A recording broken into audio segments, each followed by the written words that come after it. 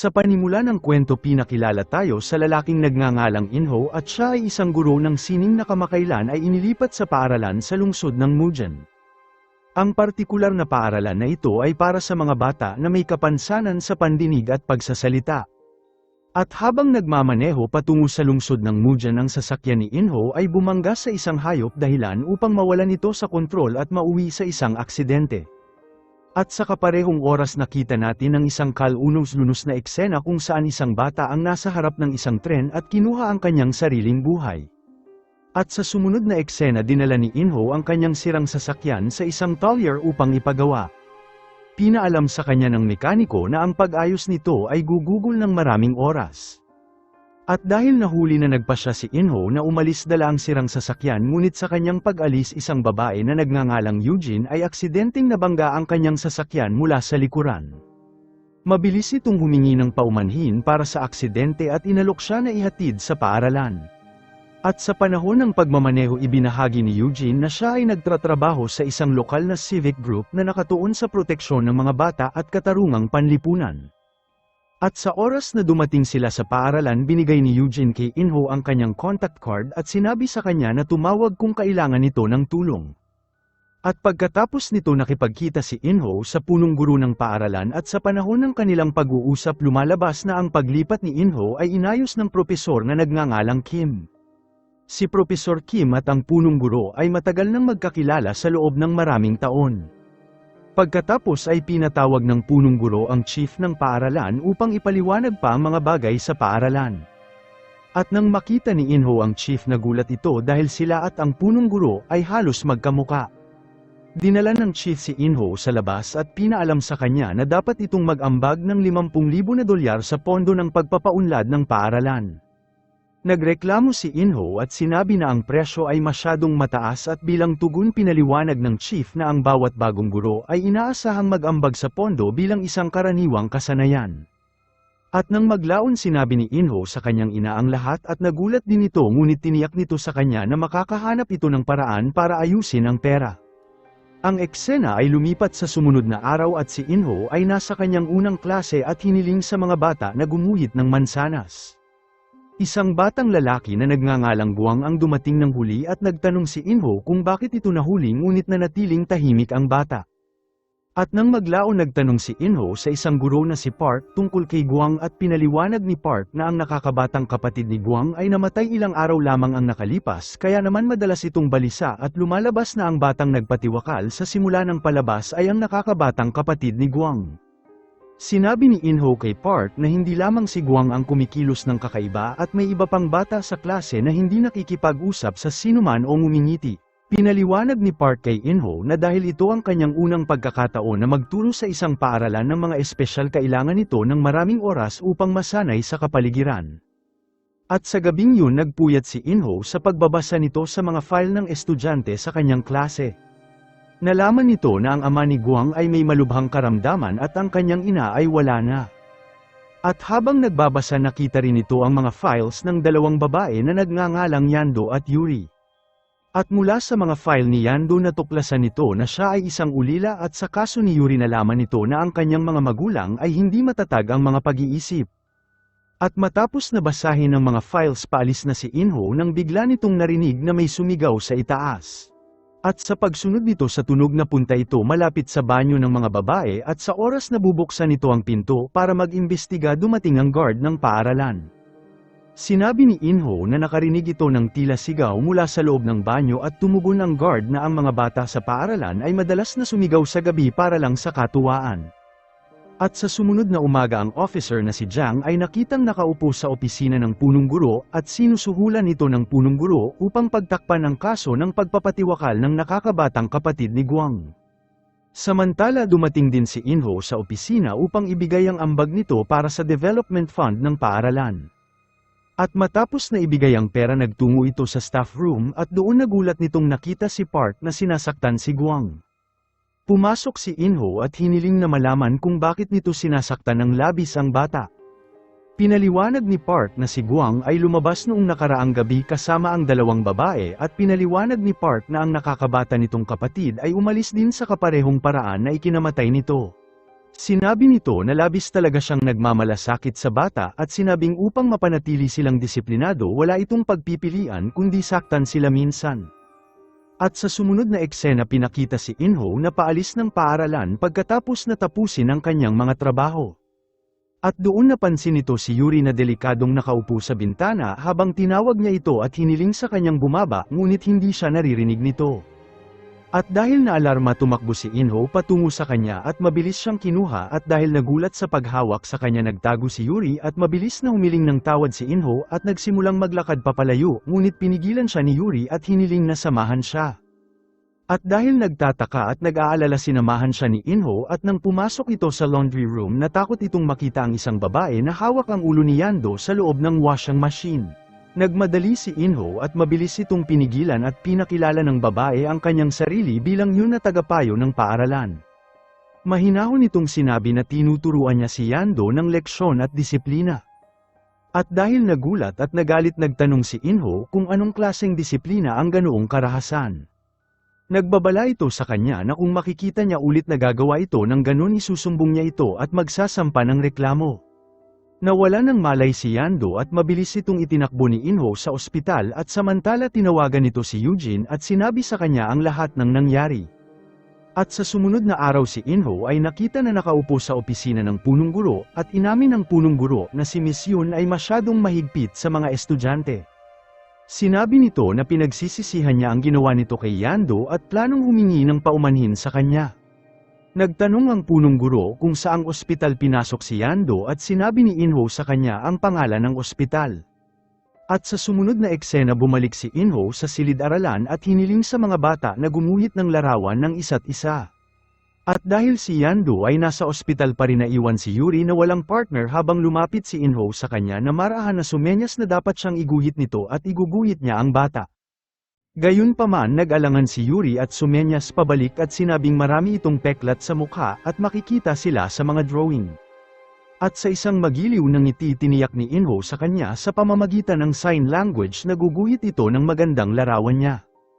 Ilang sandali ang lumipas na kumpleto nito ang isang magandang larawan na kumuha sa kanyang magiliw ng ngiti. At sa unang pagkakataon isang maliwanag na ngiti ang lumitaw sa mukha ni Yuri. At nang maglaon nakatanggap si Inho ng tawag mula kay Eugene at humiling ito ng pagpupulong at sinabing may mahalaga itong sasabihin sa kanya. At nang makipagkita si Inho kay Eugene sinabi nito ang isang nakakalungkot na katotohanan at si Yando ay sexual na inaabuso at ang taong responsable ay walang iba kundi ang punong guro. Binigay nito kay Inho ang isang sulat kamay na isinulat ni Yando noong nakaraang gabi at nilalarawan ang lahat ng nangyari sa kanya at sinabi sa papel ang pangalan ng punong guro kasama na ang chief at si Mr. Park.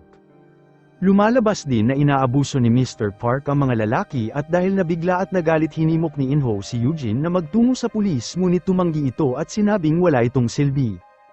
Pinaliwanag nito na kahit magsalita ang mga bata ibabalik lamang sila ng mga pulis dahil ang buong sistema ay niloloko at ang mga pulis ay kasabwat ng punong guro. Nang biglang isang alon ng panik ang tumama kay Inho dahil naalala nito na sinabi niya sa punong guro kung saang ospital dinala si Yando. At sa ospital ang punong guro si Yun at Mr. Park ay nakitang pumasok sa gusali at sa oras na dumating si Inho si Yando ay wala na sa lugar. At sa paghahanap nito sa silid natakot ito sa pinakamasamang nangyari hanggang sa buksan ni Eugene ang isang aparador sa sulok at nakita si Yando na nagtatago sa loob. At sa sumunod na araw dinala ni Eugene si Yando at Yuri sa Human Rights Center at doon marahan silang hinikayat para magsalita at sabihin ang totoo at kung mawala sa katahimikan. Pinaliwanag ni Yando sa sign language na habang siya at si Yuri ay naglalaro sa labas pumasok si Yuri sa loob ng paaralan para gamitin ang banyo. Lumipas ang oras at nang hindi bumalik si Yuri pumasok si Yando sa loob upang hanapin siya. At sa loob ng paaralan tinawag ng punong guro si Yando sa kanyang opisina at nang tumanggi ito pilit siya nitong dinala sa loob at nang nasa loob pinakita nito ang isang video ng isang babae at lalaki na nasa isang hindi angkop na sitwasyon at pagkatapos nito ay sinubukan siyang pagsamantalahan ng matanda. Itinulak siya ni Yando at tumakbo upang magtago sa banyo ngunit sinundan siya ng punong guro at pinagpatuloy ang kanyang intensyon. Ang sigaw na narinig ni Inho kamakailan ay talagang kay Yando at sa pag-uunawa sa mga sinyales ni Yando umiyak si Yuri at sumenyas ito kay Inho at sinabi na dumanas rin ito ng katulad na bagay. Sinabi ni Yuri kay Inho na isang araw habang naghihintay kay Yando nilapitan siya ng punong guro at hinikayat ito sa kanyang opisina gamit ang pagkain at doon ay pinagsamantalahan din siya ng matanda. At habang inaalala niya ito humikbi si Yuri nang hindi mapipigilan pagkatapos ay sinabi ni Yando na nasaksihan nito ang aksyon ng punong guro kay Yuri. Pinaliwanag nito na isang araw nang bumalik ito dala ang pagkain hindi nito mahanap si Yuri. At dahil naririnig ang musika na nagmumula sa silid ng punong guro sinundan ni Yando ang tunog at pumasok sa silid kung saan nakita nito ang lahat ng nangyayari kay Yuri.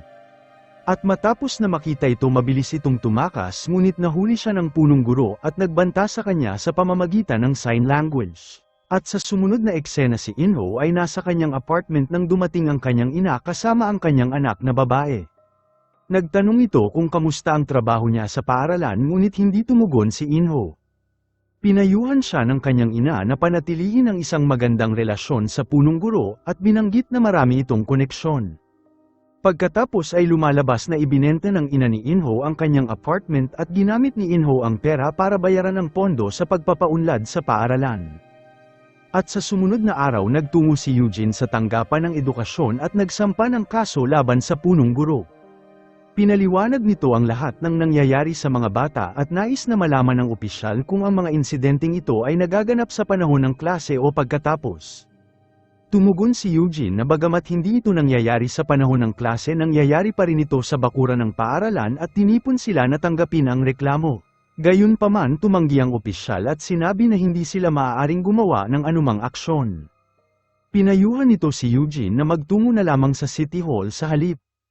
Tumugon si Eugene na nagtungo na ito sa City Hall at pinapante siya ng mga ito sa opisina ng edukasyon.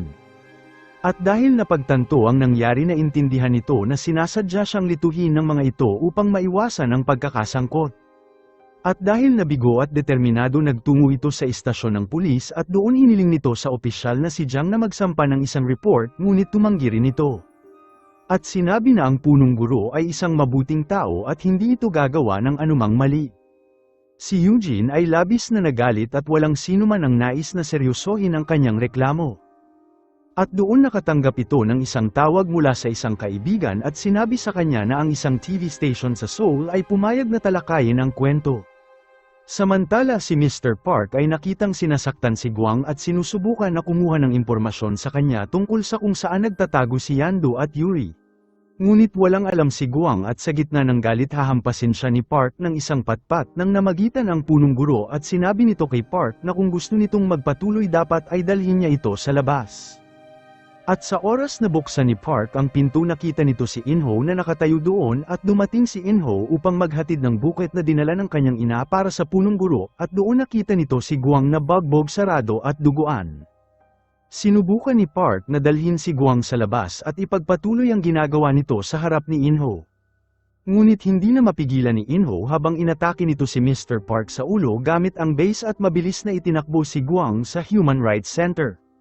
At sa center hinimok siya ni Inho na sabihin ang lahat at gamit ang sign language nag-alinlangan magtanong si Guang kung ang pagsasalita ba ay talagang magdudulot ng hustisya. Tiniyak sa kanya ni Inho na ang mga tao na may pananagutan ay mananagot.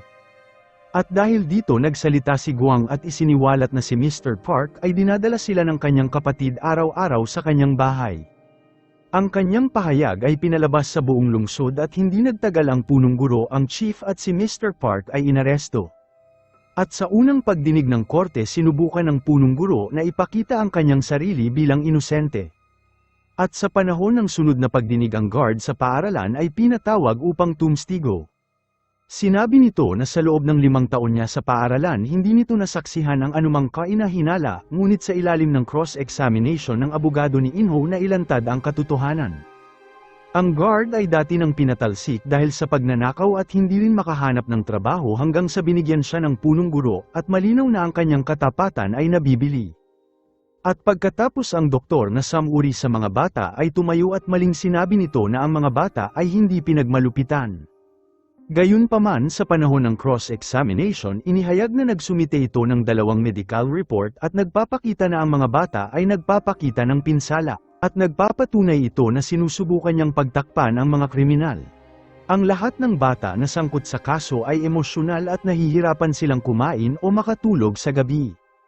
At nais tumulong dinala sila ni Inho sa dalampasigan para makita ang tanawin at doon tahimik na sinabi sa kanya ni Yando na madalas itong magtungo sa lugar na yon kasama ang kanyang pamilya noong siya ay maliit pa. At noon naririnig nito ang mga alon ngunit ngayon ang lahat ay tila tahimik at matapos na magpalipas ng tahimik na araw sa dalampasigan bumalik sila at habang naglalakad sumenya si Yuri kay Inho na sana siya ang ama nito at si Eugene ang kanyang ina. At pagkatapos nito sa sumunod na pagdinig si Yuri na ang tumstigo at buong tapang nitong isiniwalat na ang pang-aabuso ay nangyayari sa kanya mula pa nang siya ay nasa 3 baitang. Sinabi nito sa tuwing sinusubukan niyang tumakas itinatali siya ng punong guro sa isang lamesa upang hindi ito makatakas. At sa gabing yun sinabi ng mga kaibigan ni Eugene sa kanya na ang punong guro ay sinusubukan na patahimikin ng lahat sa pamamagitan ng pag-alok ng pera sa pamilya ni Guang at Yuri. At dahil parehong ang mga magulang nila ay wala sa tamang pag-iisip at hindi lubos na maunawaan ang sitwasyon mahina sila sa pagmamanipula.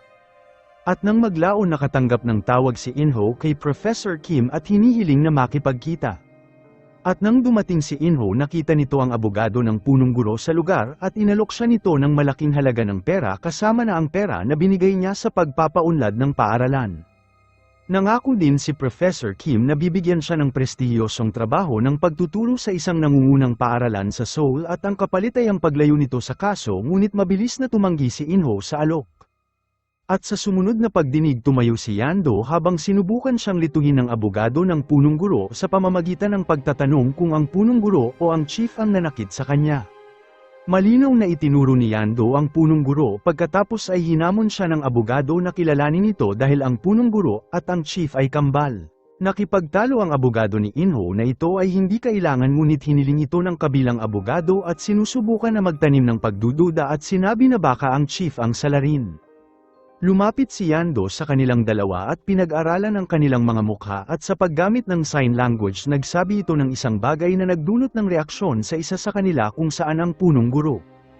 Nagtanong ang hukom kung paano niya makilala ang salarin at pinaliwanag ni Yando na ang chief ay hindi marunong ng sign language at ang punong guro lamang. At sa tuwing sasaktan nito ng punong guro sinasabi nito sa kanya ang kaparehong bagay sa pamamagitan ng sign language at kung magsasalita ito sa iba ay papatayin siya nito. Ang silid ay natahimik at desperado sinubukan ng abogado ang isang pangdiskarte at nagtanong ito sa araw na inabuso siya ng punong guro at kung nakarinig ba ito ng musika na nagdala sa kanya sa silid. Tumango si Yando habang ngumiti ang abogado at sinabi na bingi ang bata kaya paano nito narinig ang musika.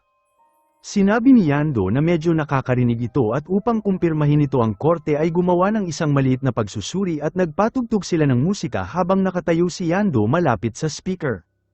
At sa oras na marinig niya ito itinaas nito ang kanyang kamay at pinatay nila ang musika nang hindi niya nalalaman at ibinaba niya ang kanyang kamay. Nakumpirma ito na nakakarinig siya ng mahinang tunog kabilang na ang musika na nagpapatunay sa kanyang pahayag at dahil dito ang sesyon sa korte ay nagtapos. At sa sumunod na eksena pinuntahan ni Eugene ang lola ni Guang at doon ay nakasalubong nito si Yun at nakipagkasunduan nito sa lola ni Guang sa pamamagitan ng pagbigay sa kanya ng malaking halaga ng pera. Samantala si Guang ay naghahanda para sa kanyang pahayag dahil siya na ang susunod na magsasalita sa susunod na pagdinig. Pinaalam sa kanya ni Inho na ang kanyang pahayag ay hindi na kukunin sa korte dahil ang kanyang lola ay nakipag-ayos sa punong guro. At nang marinig ito nagsimulang umiyak si Guang at nagtanong ito kung paano sila napatawad ng kanyang lola ng ganun lang kadali at isinasaalang-alang na ang pagkamatay ng kanyang kapatid ay dahil sa kanila. Sinabi nito kay Inho na nangako itong maghihiganti sa kanila at gusto nitong malaman kung posible pa ba yun. Ngunit hindi makasagot si Inho sa kanya at sa halip ay niyakap na lamang siya. At nang maglaon lumapit si Yando kay Inho at sinabi nito na nang dinala siya ng punong guro sa kanyang opisina isang recording ang ginawa nito. At sa video ang punong guro ay may kasamang babae at naniniwala ito na ang babaeng yun ay si Yuri. Mabilis na dinala ni Inho si Eugene sa opisina ng punong guro kung saan nagsimula nilang hanapin ang video. Nakita nila ang footage na nagpapakitang kasama si Yuri at mabilis nila itong dinala sa kanilang abogado. Sinabi ng abogado sa kanila na ang video na ito ay masyadong sensitibo para ipakita sa korte gayunpaman nangako ito na personal niya itong ibibigay sa judge. Pinaliwanag nito na ang video ay maaaring humantong sa matinding parusa para sa punong guro. At sa sumunod na araw ay ang araw ng hatol at ang lahat ay dumating sa korte at sinabi ng hukom ang hatol. Sinabi nito na ang tatlo ay gumawa ng karumal-dumal na krimen ngunit nag-ambag din sa lipunan sa makabuluhang paraan. At sa kabila ng kabigatan ng kanilang krimen ng hukom na isinasaalang-alang ang lahat ng kadahilanan ay sinintensyahan si Mr. Park ng 8 na buwan sa kulungan at 2 taon na probation. Ang punong guro at ang chief ay nakatanggap ng sentensya ng 6 na buwan na pagkakakulong at 1 taon na probation. At habang ang mga salarin ay naluwagan at natutuwa sa kanilang sentensya, ang mga bata ay labis na nasaktan at si Inho ay nabigla at hindi makapaniwala na ang mga kriminal na ito ay nakatanggap lamang ng mababang parusa. At ang katotohanan ay lumabas kung saan ang hukom at ang abogado ni Inho ay pinagtaksilan siya sa huling sandali dahil pareho silang nabayaran at ang resulta ay naging mababa para sa may mga sala. At sa sumunod na eksena ang punong guro, ang chief si Mr. Park at ang abogado ay nakitang magkakasama bago sila dalhin sa kulungan. Samantala nagpaalam si Eugene kay Inho dahil nagmamadali na itong bumalik sa kanyang sariling nayon. At balik na lamang ni Eugene kay Yuri at Yando na si Guang ay umalis at nagtungo sa bahay ni Mr. Park para gumanti. Mabilis na pinaalam ni Eugene kay Inho ang tungkol sa pag-alis ni Guang. Samantala si Mr. Park ay bumalik sa bahay mula sa party nang makita nito si Guang. Masaya siyang inanyayahan ni Park sa loob ngunit naglabas si Guang ng kutsilyo at sinaksak siya. Isang marahas na away ang nangyari sa pagitan ng dalawa at ang laban ay nagpatuloy sa isang malapit na riles ng tren. At sa oras na papalapit ang tren, marahas na sinaktan ni Park si Guang ngunit hinawakan siya ng mahigpit ng binata at tumanggi na bitawan siya. Wala sa kanila ang gumalaw mula sa track at sa kasamaang palad pareho silang nasagasaan ng tren. At sa ibang lugar si Inho ay dumating sa bahay ni Park ngunit wala itong nakitang tao sa lugar. Sinundan nito ang mga bakas patungo sa riles at dumating na huli na ang lahat at nasaksihan ang nakakapanlumong resulta. At sa sumunod na eksena si Inho, Eugene at ang mga miyembro ng human rights ay nakitang nagproproteste sa labas ng courthouse. At sa kabila ng lahat ng kanilang tiniis at inilantad ang hustisya ay hindi pa rin nila makuha. Ang kwento ay tumalon 1 taon ang nakalipas at si Inho ngayon ay nakatira na sa Seoul at nagsulat si Eugene sa kanya ng email at sinabi na ang mga bata ay nasa mabuti. Hindi na sila dumadalo sa paaralan ngunit ligtas sila at inaalgaan sa Human Rights Center. Ibinahagi din ito na nagsampa ito ng apela sa korte ngunit hindi ito pinansin. At sa huling eksena naglalakad si Inho dala ang isang birthday cake para sa kanyang anak na babae. At sa daan napansin nito ang isang digital display na may nakasulat na Come to Mujan, a City of Fog. Salamat sa panunood. Kung nagustuhan mo ito, huwag kakalimutan mag-like at subscribe para sa mga susunod pa nating movie recap.